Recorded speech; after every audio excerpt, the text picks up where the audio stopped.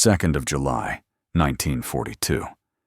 Ruwaysat Ridge, Egypt. The sand beneath Sergeant William Hartley's boots trembled with each detonation as his 25-pounder spoke its thunderous language across the desert. Through the shimmering heat haze at 1,400 yards, he watched the 3rd Panzer Mark IV disintegrate in a fountain of orange flame and black smoke. The German tank commander never had time to realize what hit him. 20 yards to Hartley's left, Gunner James Mitchell was already ramming another 20-pound armor-piercing shot down the barrel. The brass cartridge case followed, packed with the supercharge that turned their field gun into a tank killer. The breech slammed shut with a metallic clang that Hartley knew by heart after 18 months in the desert. "Target right, Panzer, 1,200 yards," called out Lieutenant David Shaw from his position beside the gun shield. His binoculars tracked another German tank grinding eastward along the rocky ridge. "Fire when ready." Hartley's hands moved with practiced precision. "Traverse right, elevation down." The circular firing platform beneath the gun's wheels allowed them to swing the barrel faster than any conventional artillery piece in the world. The Germans had mocked this feature when they first encountered it. They called it the roundabout gun. A toy for children, not soldiers. They weren't laughing anymore. The 25-pounder roared. The armor-piercing shot screamed across the desert at 1,700 feet per second. It struck the Panzer's turret ring with devastating force. The German tank lurched to a halt, smoke pouring from its hatches. Hartley watched through the gun sight as the crew bailed out, their uniforms already burning. What the British gunner didn't know was that less than a mile away, Oberst Friedrich von Werner was experiencing something he'd never felt in 3 years of warfare: terror. The commander of the Afrika Korps' 15th Panzer Division sat in his command half-track, watching his tanks die one by one under a barrage so accurate, so relentless, that it defied everything he knew about artillery. German intelligence had assured him that British field guns were obsolete, slow to traverse, weak against armor, designed for the last war, not this one. The report said the British were so desperate they were using their field artillery as anti-tank guns because they didn't have enough proper weapons. Von Werner had believed those reports. He'd even laughed at them over schnapps with his officers just 3 nights ago. "The British are using their field guns against our panzers," he'd said, shaking his head. "Imagine being so desperate you have to shoot at tanks with a howitzer." Nobody was laughing now. In the past 40 minutes, von Werner had lost 23 tanks, 23 of his finest panzers, destroyed not by British tanks or anti-tank guns, but by field artillery firing over open sights. The mathematics of destruction were written in burning metal across Ruwaysat Ridge. This is the story of how one gun changed the course of the North African campaign, how a weapon the Germans dismissed as obsolete became the most feared sound in the desert, how British gunners, outmatched and outnumbered, discovered that their supposedly slow field gun could blow apart the finest tanks in the Wehrmacht. This is the story of the 25-pounder and the day Rommel stopped laughing. The 25-pounder's origins lay in the muddy trenches of the First World War, where British artillery officers had learned bitter lessons about modern warfare. Throughout that conflict, the Royal Artillery relied on 2 main weapons. The 18-pounder field gun could shoot fast and far, but its high-explosive shell lacked the punch to destroy fortifications. The 4.5-inch howitzer packed a powerful shell, but had limited range and couldn't shoot directly at targets. Every artillery officer who survived the Western Front knew the truth. What the British Army needed was one gun that could do both jobs, a weapon that could lob shells high like a howitzer and shoot flat like a field gun. But between the wars, money for military development dried up faster than a desert wadi in summer. In 1919, the Royal Artillery Committee started looking at designs for a new gun. They spent the next 15 years arguing about calibers, shell weights, and carriage designs. Meanwhile, The old 18-pounders sat in warehouses, gathering dust and waiting for a war everyone hoped would never come. By 1935, with Germany rearming and war clouds gathering over Europe, someone finally made a decision. The new gun would fire a shell weighing 25 pounds, not because of any mathematical calculation, but because that weight gave the right balance of explosive power and firing range. The caliber worked out to 87.6 millimeters, close enough to 3.5 inches in old measurements. But Britain couldn't afford to wait years for factories to tool up for production. So the designers came up with a stopgap solution. They took the old 18-pounder guns out of storage and rebored them to accept the larger 25-pound shell. They mounted these converted barrels on modified 18-pounder carriages fitted with pneumatic tires so trucks could tow them.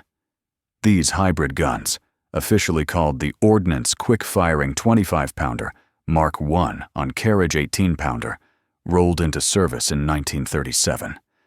Gunners who used them gave them a simpler name, the 18/25-pounder. The compromise weapon worked reasonably well, but everyone knew it was just a temporary measure. The real 25-pounder was still being designed. And when it finally appeared in February 1940, it was unlike any field gun the British had ever built. The Mark II gun on its Mark I carriage looked strange to eyes trained on conventional artillery. The trail wasn't split like most field guns. Instead, it was a simple box design. Beneath the wheels sat a circular firing platform that seemed to serve no obvious purpose. The whole assembly looked heavier and more complicated than it needed to be.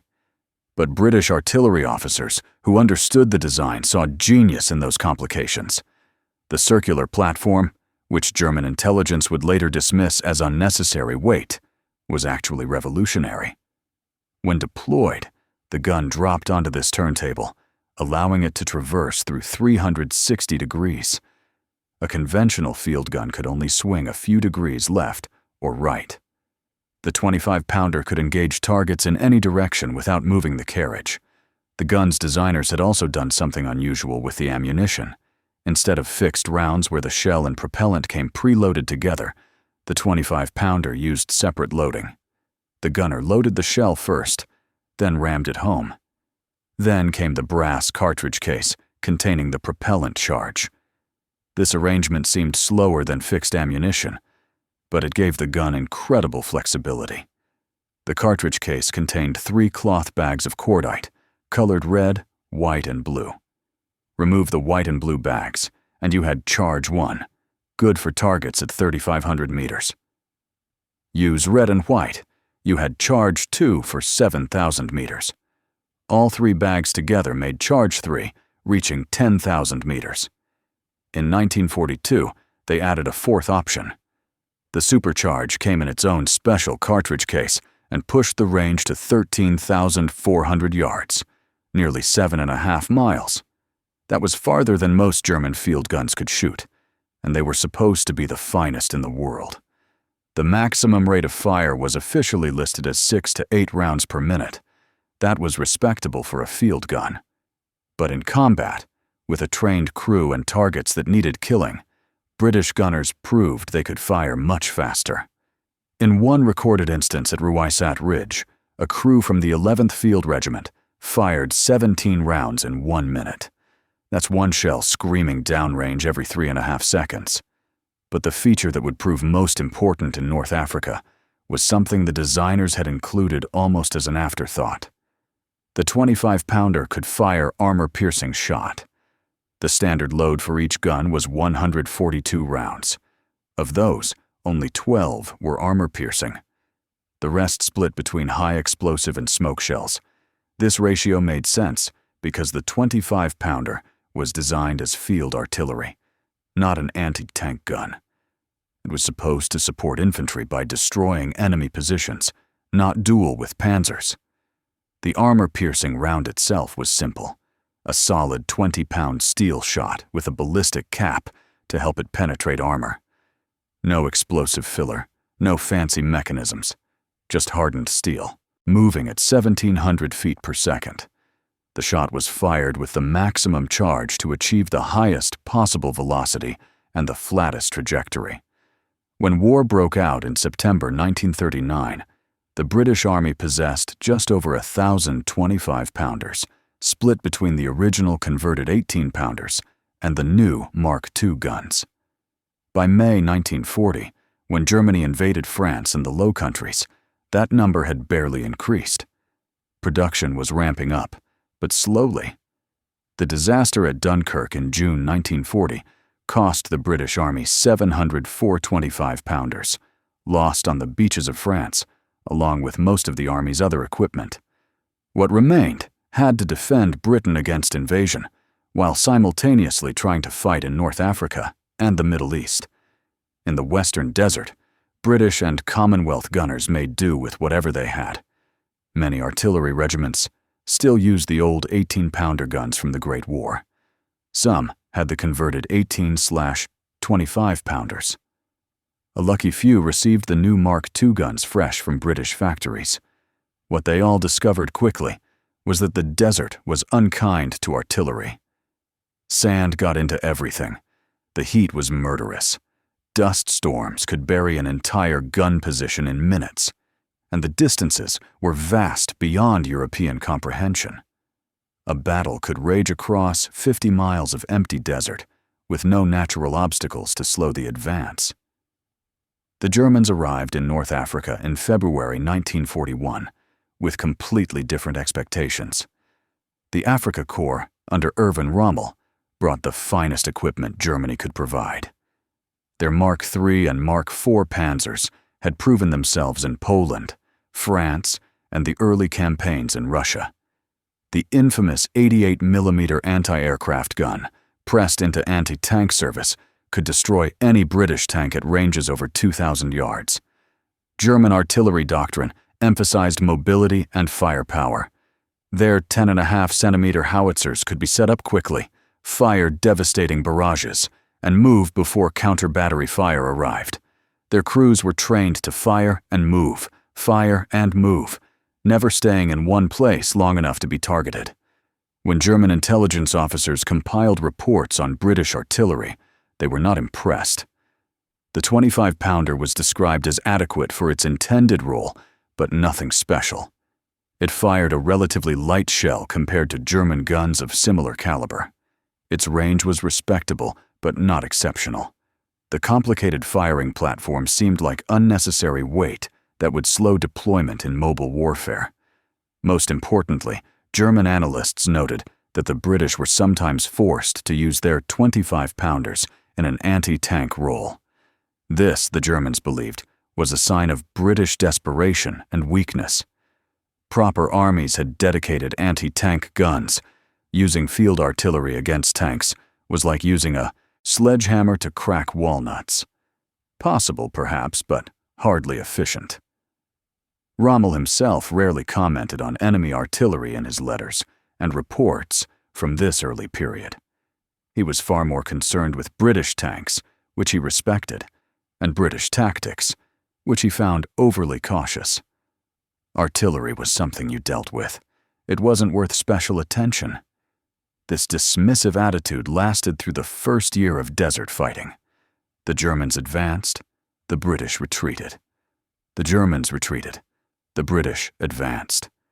Battles swirled back and forth across hundreds of miles of sand and rock. Artillery on both sides fired thousands of rounds, but most engagements were decided by tanks and anti-tank guns. Then came the summer of 1942, and everything changed. By late June 1942, Rommel had achieved his greatest triumph. The fall of Tobruk on the 20th of June shocked the world. A fortress that had held out for months fell in a single day. More than 30,000 British and Commonwealth troops marched into captivity. Rommel was promoted to Field Marshal. The way to Egypt lay open. Alexandria, the Suez Canal, and the entire Middle East seemed within reach. Rommel had approximately 90,000 men and fewer than 100 operational tanks. He was short of fuel, short of ammunition, short of everything except confidence. The British fell back to a position just west of a small railway station called El Alamein. Here, natural features channeled any attack. To the north lay the Mediterranean Sea. To the south, the impassable Qattara Depression. In between, just 35 miles of desert that an army had to hold. General Claude Auchinleck, commanding the British Eighth Army, scraped together everything he could find. Indian divisions rushed down from Iraq. South African brigades held key positions. New Zealand and Australian troops took their places in the line, and all along the front, artillery regiments deployed their guns and waited. The first clash at El Alamein began on the 1st of July. Rommel attacked with his usual aggression, aiming to smash through before the British could organize a proper defense. The 15th and 21st Panzer Divisions, the core of the Afrika Korps, drove eastward toward a low rocky feature called Ruwaisat Ridge. The ridge itself was nothing impressive. At its highest point, it rose perhaps 70 feet above the surrounding desert. But those 70 feet gave observation over miles of flat ground. Whoever held Ruwaisat Ridge would control the battlefield. On the ridge's western end, the 18th Indian Infantry Brigade held a fortified position at Deir el-Shine. They had dug in with their infantry, their anti-tank guns, and their field artillery. When the panzers attacked on the 1st of July, they fought desperately. But German tanks and infantry overwhelmed them through sheer weight of numbers. By evening of the 1st of July, Rommel had broken through the British center. The way to Alexandria seemed open. One more push, and the entire Eighth Army might collapse. The Delta, the Canal, Cairo itself would fall. The mathematics of the campaign suggested inevitable German victory. What stood in Rommel's way was a scratch force that British staff officers had thrown together from whatever units they could find. They called it Robcoal, named after its commander, Brigadier Robert Waller. The force consisted of 7 25-pounder guns from the 11th Field Regiment, Royal Artillery, 1 anti-tank battery, and about 250 infantry from the Essex Regiment. This was the force that was supposed to stop the Afrika Korps. Sergeant William Hartley had arrived at Ruwaisat Ridge on the evening of the 1st of July with his gun crew from F Troop, 11th Field Regiment. They'd driven over 1,000 miles in the past 10 days, racing down from northern Iraq to reach the battle. They were exhausted, short of sleep, and low on ammunition. But they had their guns, and unlike many British artillery units, they all had the Mark II 25-pounders with the latest improvements. Each gun had the muzzle brake that had been added in 1942 to handle the supercharge. Each crew had been issued extra armor-piercing shot, pulled from reserve stocks. Nobody had explained why they needed so much anti-tank ammunition. Field artillery wasn't supposed to fight tanks. That was the job of the 2-pounder anti-tank guns, or the new 6-pounders, if you were lucky enough to have them. Lieutenant David Shaw, their troop commander, had been more blunt when he briefed them that evening. "The Indian Brigade got overrun this afternoon," he'd said, pointing to their map. "Jerry's got panzers on Ruwaisat Ridge. We're all that's between them and Alexandria. If they come at us tomorrow, we fight them with whatever we've got."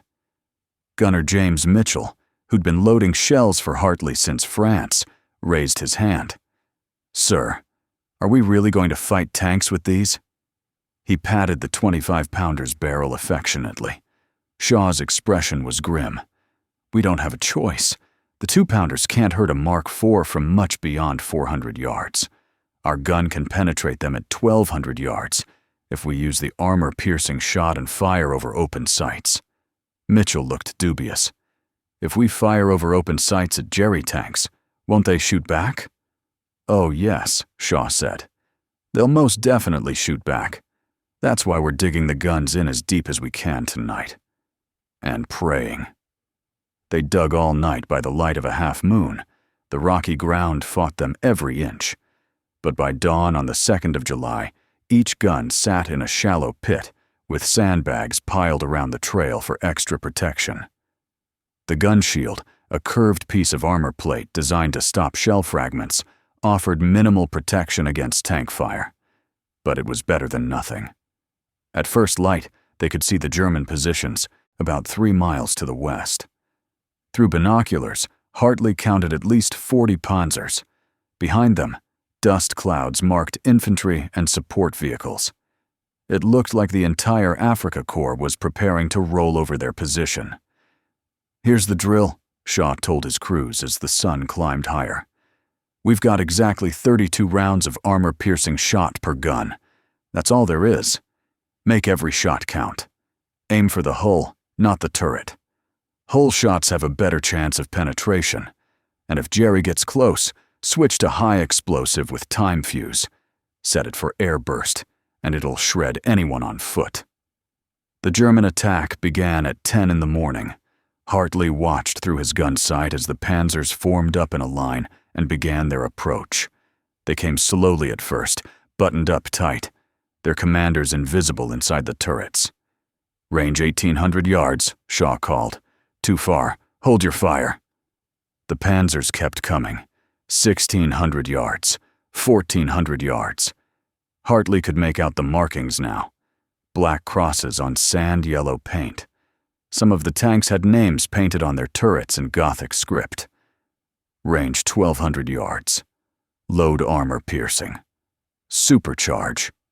Shaw's voice was absolutely calm, as if he were on a peacetime firing range instead of about to duel with panzers. Hartley loaded the first shot himself, his hands moving through the familiar routine. The brass cartridge case followed, heavy with the supercharge that would send the shell screaming downrange faster than sound. The breech slammed shut. "Fire!" The 25-pounder roared. Through the sight, Hartley saw the shot strike low on a Mark IV's glacis plate. Sparks flew, but the panzer kept coming. A near miss, or the shot had bounced off the sloped armor. "Load! Fire!" The second shot caught the same panzer in the turret ring. The effect was instantaneous. The turret lifted slightly, smoke poured out, and the tank slewed to a halt. Hartley had just killed his first panzer. All along the ridge, the 25-pounders were firing now.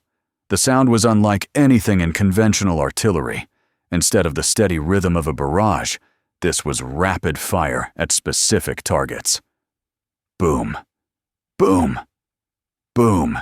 Each gun picking its target, firing, loading, firing again. The German tank commanders had expected artillery fire. They'd driven through artillery barrages before. You buttoned up, you kept moving, and eventually you got close enough to destroy the guns with your main armament or machine guns. But this was different.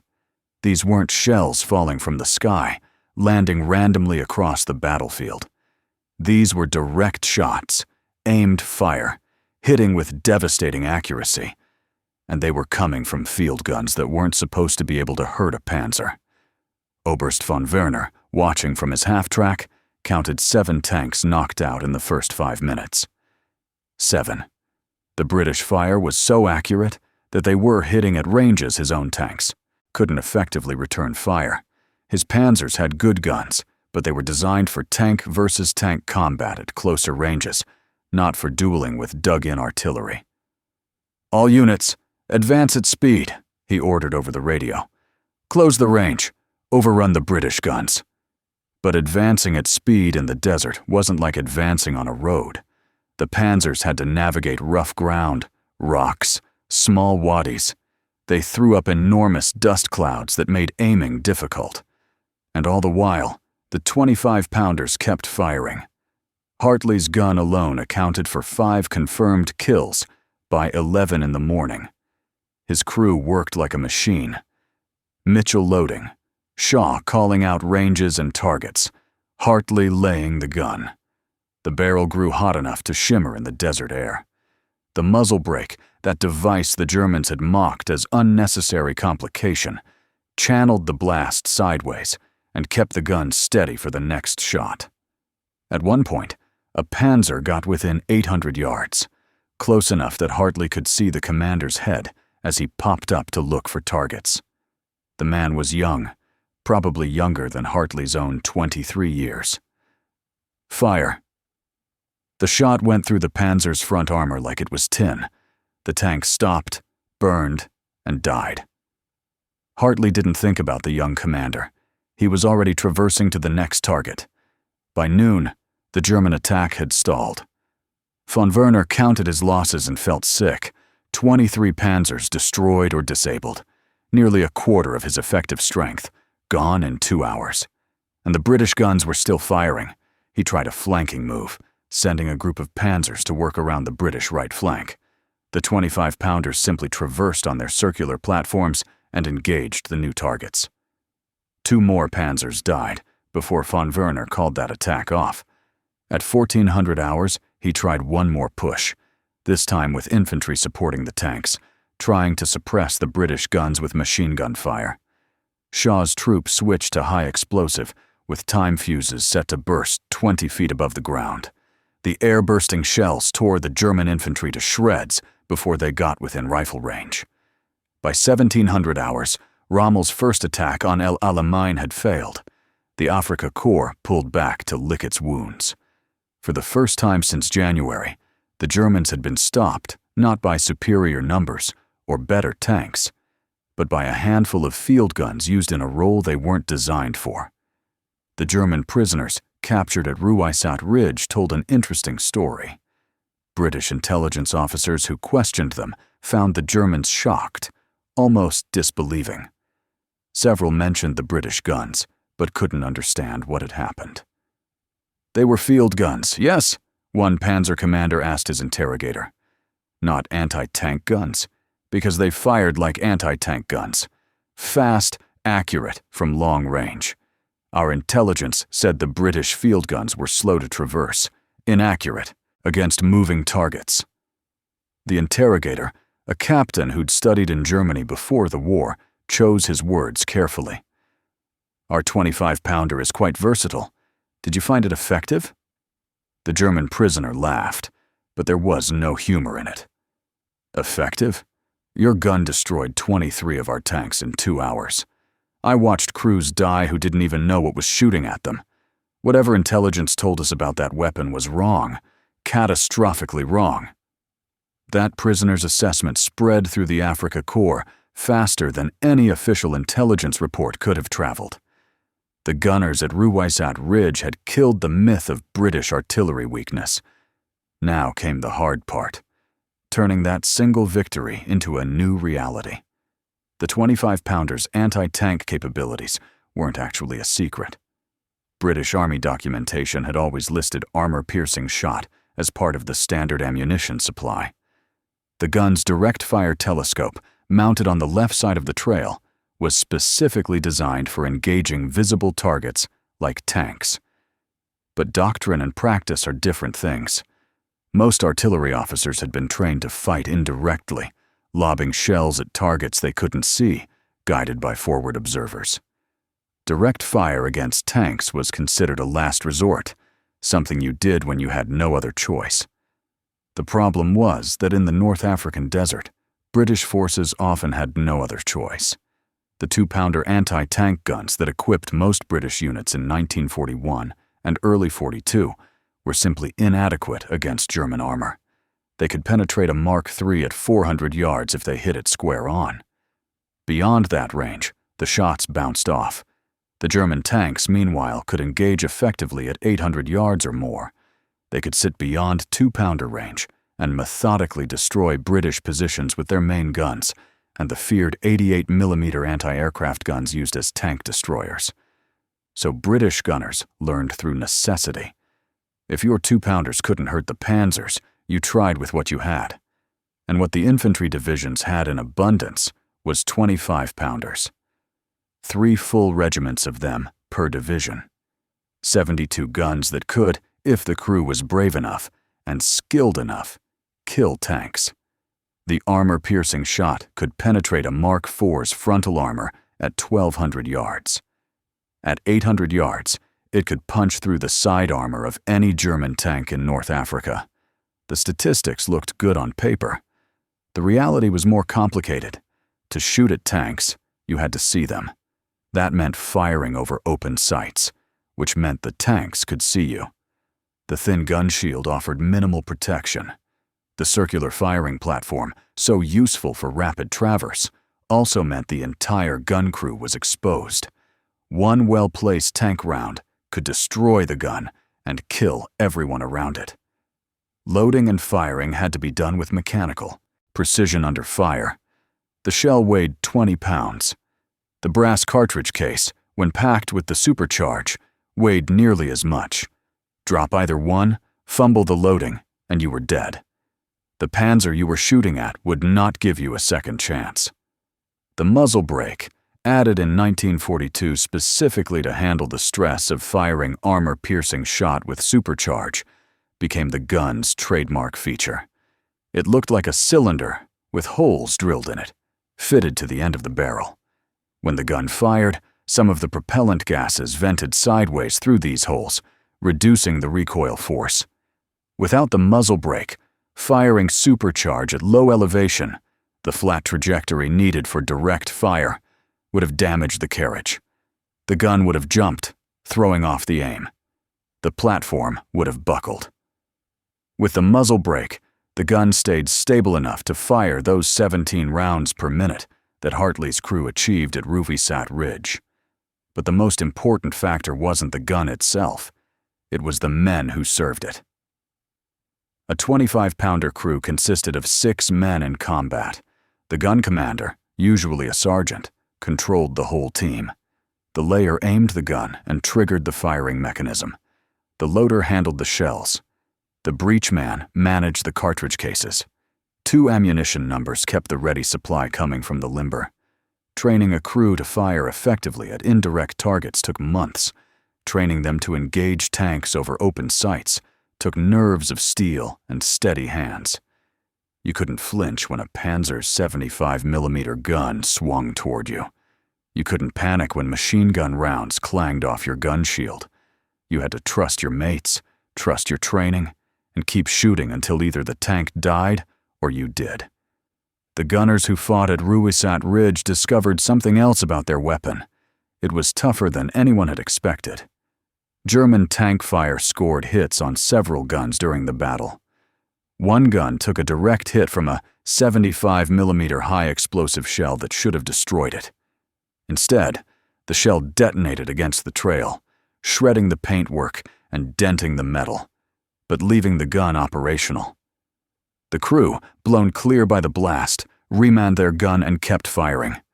When the battle ended, they'd accounted for 6 Panzers destroyed.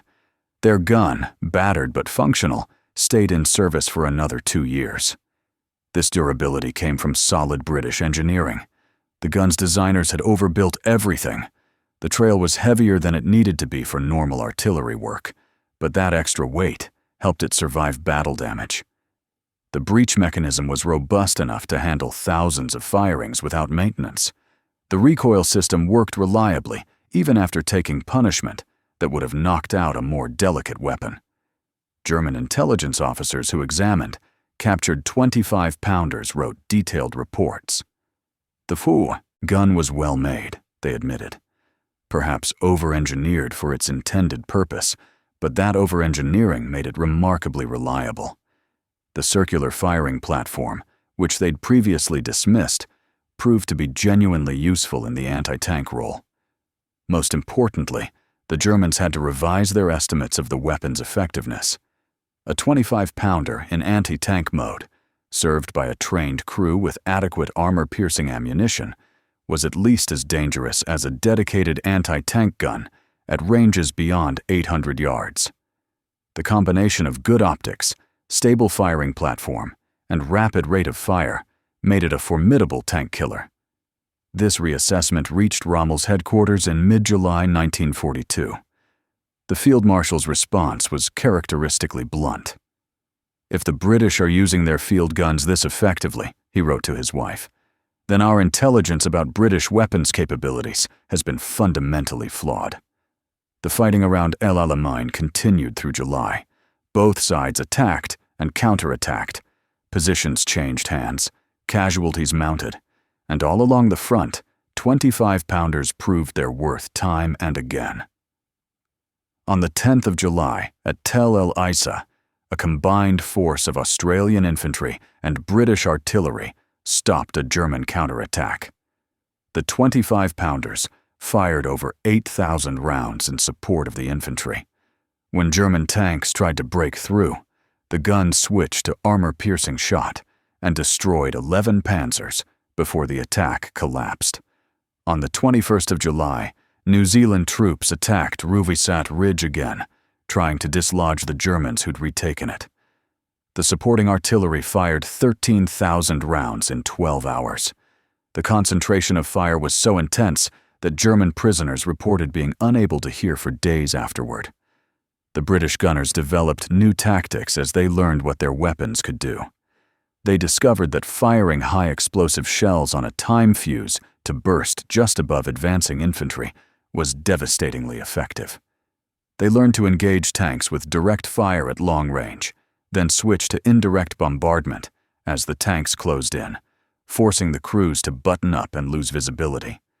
They also learned the hard way about ammunition consumption. A 25-pounder regiment firing in support of a major attack could go through its entire basic load in less than a day. Supply convoys had to run day and night to keep the guns fed. At the height of the fighting, British factories were producing over 1 million rounds per month, and it still wasn't enough. The Germans, meanwhile, were learning to respect and fear the British artillery in ways they never had before. Diaries and letters captured from German soldiers mentioned the 25-pounders repeatedly. They called them automatic guns because of their rapid rate of fire. They developed elaborate camouflage techniques to avoid being spotted by British forward observers. And they gave British artillery positions a wide berth whenever possible. One German artillery officer, captured in August, was asked about his opinion of British gunners.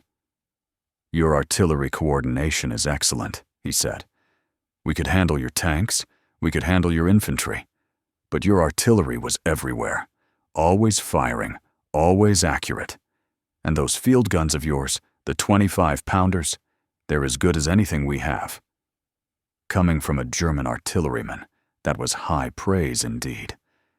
By late October 1942, the situation at El Alamein had crystallized into a stalemate. Rommel couldn't advance without more supplies, more fuel, more tanks. The British couldn't attack without building up overwhelming strength. Both sides dug in and waited. General Bernard Montgomery, who'd taken command of 8th Army in August, spent those months preparing. He demanded more guns, more ammunition, more of everything. When he launched his attack on the 23rd of October, he had 834 artillery pieces registered on the German positions. Of those 834 guns, just under half were 25-pounders. They were dug in hub to hub in some places, one gun for every 19 yards of front. When they opened fire at 21:40 on the night of the 23rd of October, the sound could be heard in Alexandria, 60 miles away. The barrage lasted for 15 minutes. Then it lifted, and the infantry went forward. Behind them, the guns continued firing, now in a creeping barrage that marched ahead of the advancing troops at 100 yards every 3 minutes. German positions disappeared under a storm of high explosive that left survivors deafened, shocked, unable to comprehend what had hit them. For the next 12 days, the 25-pounders fired almost continuously. Each gun averaged 102 rounds per day. That's more than 17,000 rounds per gun over the course of the battle. Barrels overheated until they glowed red in the darkness. Crews worked until they dropped, then were replaced by fresh men who kept firing. On the night of the 1st to 2nd of November, the New Zealand Division's artillery massed 52 25-pounders on a 1-kilometer front. One gun every 19 meters. When they fired together, the shock wave knocked men off their feet a mile away. German positions simply ceased to exist. Rommel tried to counterattack multiple times. Each time, British forward observers called down artillery strikes that smashed his tank formations before they could close with the British positions. The 25-pounders switched between high explosive for barrage fire and armor-piercing shot for direct anti-tank work with practiced ease. The German retreat from El Alamein began on the 4th of November. The Afrika Korps had 90 operational tanks at the start of the battle. By the end, they had 30. Of the 60 lost, British artillery claimed at least 20 destroyed by direct fire from 25-pounders. The victory at El Alamein marked the turning point in the North African campaign. But for the 25-pounder and its crews, it was vindication of everything they'd learned since Ruysat Ridge. The weapon that German intelligence had dismissed as slow and obsolete had proven to be one of the finest artillery pieces of the war. The production statistics tell their own story. Britain manufactured 12,253 25-pounders during the war. Canada built 1,728. Australia produced 1,527. In total, over 15,000 guns, equipped in every theater where Commonwealth forces fought. The weapon remained in frontline British service until 1967. The last guns weren't retired until 1975, by which time they'd served for 35 years. Many former colonies and Commonwealth nations continued using them even longer. Pakistani forces fired 25-pounders in combat as recently as 1971 during the Indo-Pakistani War. The Germans never built a direct equivalent. Their artillery doctrine evolved differently, favoring larger guns with greater range rather than the flexible all-purpose approach of the 25-pounder. They respected it, certainly. Captured guns were pressed into German service whenever possible, but they never quite understood the philosophy behind it. That philosophy was simple. Build one gun that can do everything reasonably well rather than multiple guns that each do one thing perfectly. Make it mobile enough for modern warfare, tough enough to survive combat, and simple enough that any trained crew can use it effectively. Then manufacture it in quantity, and give your gunners the ammunition they need to keep firing. Sergeant William Hartley survived the war. He fought at El Alamein, through Tunisia, Sicily, Italy, and finally Northwest Europe. His gun, the same Mark II he'd crewed at Ruysat Ridge, made the entire journey with him. It fired in anger for the last time on the 8th of May 1945, lobbing a celebratory round toward German positions in Denmark that had just surrendered. After the war, Hartley returned to his pre-war job as a teacher in Birmingham. He rarely spoke about his service, but he kept one photograph on his desk. It showed 7 exhausted men standing beside a sand-colored 25-pounder gun somewhere in the Egyptian desert. The photo was dated July 1942. When his students asked about it, he'd smile and say, "That's my crew. We were artillery, and we stopped Rommel." In 1985, the Imperial War Museum in London held a symposium on the North African campaign. Veterans from both sides attended, gray-haired men in their 60s and 70s, swapping stories about battles fought 40 years before. Hartley met a former German officer there, a man named Werner, who'd commanded panzers in the Afrika Korps. They talked for hours, comparing experiences, filling in gaps in each other's memories. "I have to ask," Werner said eventually. "Ruysat Ridge, 2nd of July. Were you there?" Hartley nodded. "F Troop, 11th Field Regiment." Werner's expression grew thoughtful. "We lost 23 tanks that day. Our intelligence told us British field guns weren't effective against armor. We believed it. We learned differently." "Your intelligence was wrong about a lot of things," Hartley said. "Yes," Werner agreed, "but mostly about that gun of yours, the 25-pounder.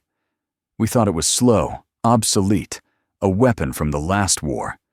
Instead, it was probably the best field gun anyone fielded in North Africa." Hartley smiled. "It was a good gun, but it was the crews that made it work. 6 men working together, trusting each other. We could fire 17 rounds a minute when we had to. Could any German gun do that?" Werner shook his head. No. Your rate of fire was remarkable. When 25-pounders concentrated on a target, nothing survived. We learned to recognize the sound. That particular crack, when the shells landed. It meant, get to cover or die.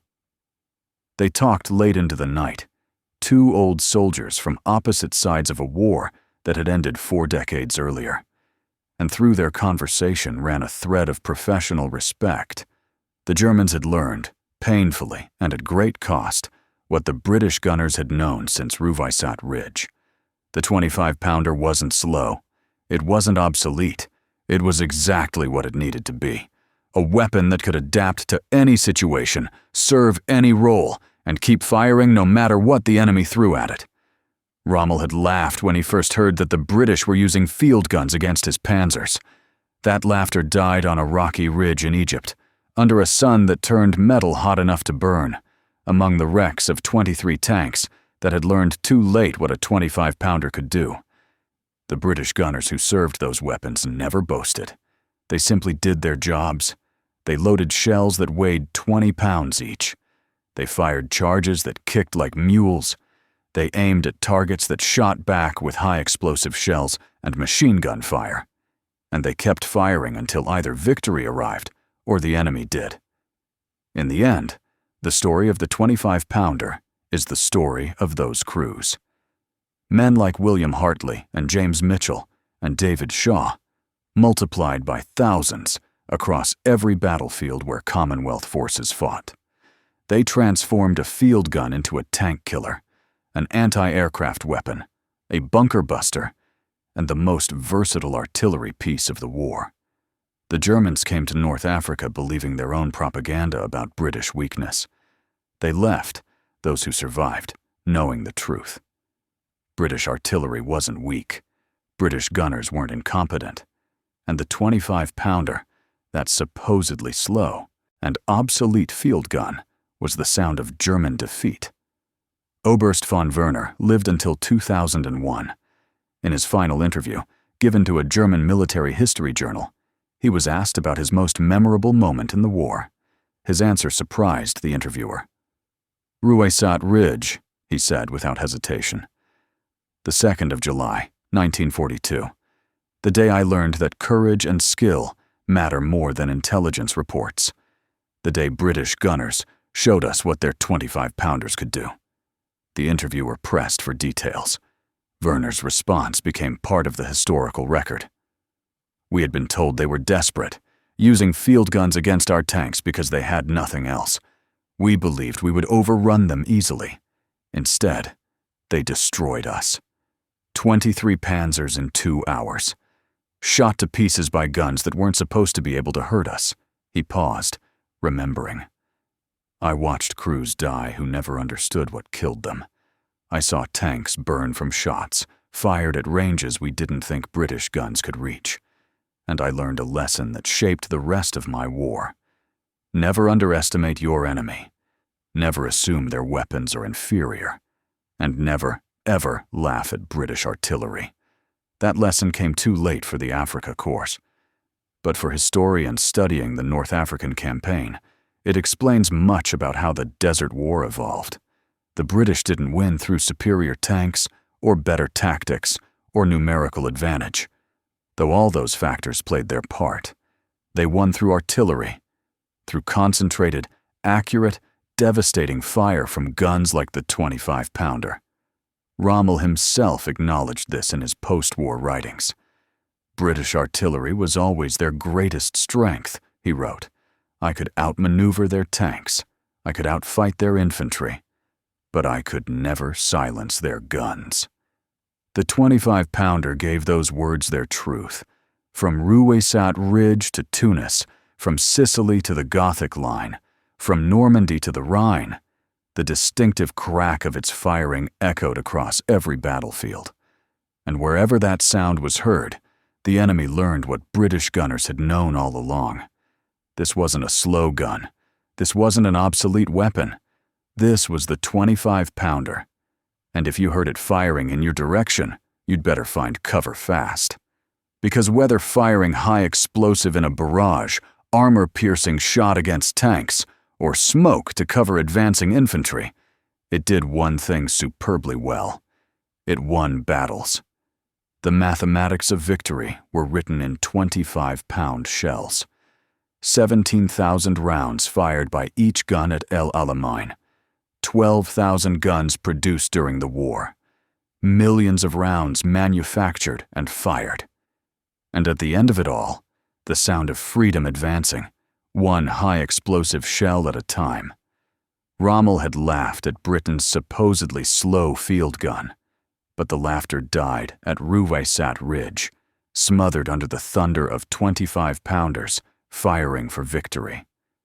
The Desert Fox had learned his lesson, and the British gunners, those quiet professionals who served the guns with such deadly skill, made sure he never forgot it.